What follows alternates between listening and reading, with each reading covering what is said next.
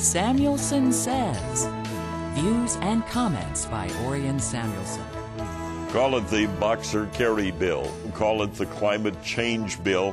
Whatever you want to call it, I find very little in the climate change legislation that will be good for America's farmers and ranchers, and beyond that, for America's food consumers. First of all, it's very difficult legislation to understand. There are differences in the House version and the Senate version. I'm hoping the differences are great enough that they can't bring them together in time to bring the final bill to a vote in this session of Congress.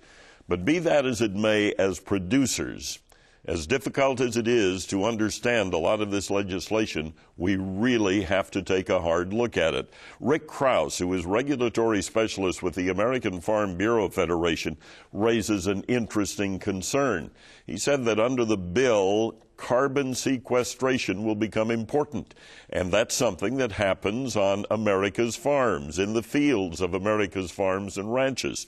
And he says if the value of carbon sequestration moves high enough to be greater than the value a farmer would get for wheat, corn, or soybeans, or any other food crop, then we may see cropland go away and be replaced by trees, forests, and other crops that will work on carbon sequestration. I don't even want to think about that, because that then could mean that our food production would move outside the borders of the United States if carbon sequestration became more valuable than the food crops that are produced. It's just one of many facets of this bill that we're going to have to understand.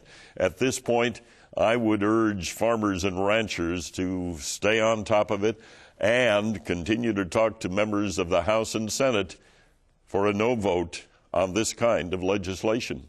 My thoughts on Samuelson Sez.